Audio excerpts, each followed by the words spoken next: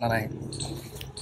अ, ही जे भ्रष्ट मार्गानं सगळी संपत्ती असेल, काही त्यांचे काय म्हणतात त्याला हां, संपत्ती असेल तर ते त्यांचं CIDनं त्यांचं काम केलेलं आहे. तो तपासाचा भाग आहे. त्यांच्या नियमामध्ये त्या काही गोष्टी बसतात ते करत आहेत. पण त्याला लवकरात लवकर अटक करा. बाहेर मोकाट जिथं आहे तिथून त्याच्या मुसक्या आवळा.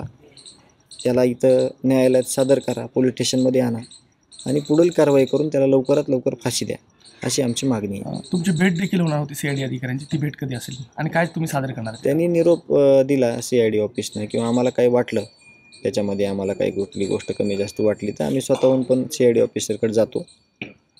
आणि उद्या प्रामुख्यानं गावकऱ्यांची एक मीटिंग आहे. त्या मीटिंगमध्ये ज्या काही अडचणी आहेत, जे काही उणीवा आहेत, यावर सविस्तर चर्चा होईल आणि त्या मागण्या आम्ही संबंधित अधिकाऱ्यांच्या पुढं मांडू. 67 दिवस होत आहेत घटनेला, मात्र तरी देखील कसं तपास यंत्रणा तपास करते, समाधानी आहात या गोष्टीवर? आपलं समाधान कुटुंबियाचं, समाजाचं, गावाचं एकाच गोष्टीनं होणार आहे. ज्यावेळेस हे सगळे आरोपी फासावर लटकतील.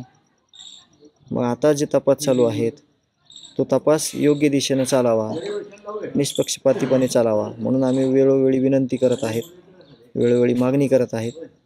तर यावर माझं मत आहे की ह्या तपासाच्या भागातून जे काही पुढे येणार आहे त्यावर आपण प्रतिक्रिया वेळोवेळी देऊ. पण आज आम्ही जी यंत्रणा आहे त्या यंत्रणेला एकच मागणी करतो की लवकरात लवकर आरोपीला पकडून आम्हाला न्याय द्यायचा.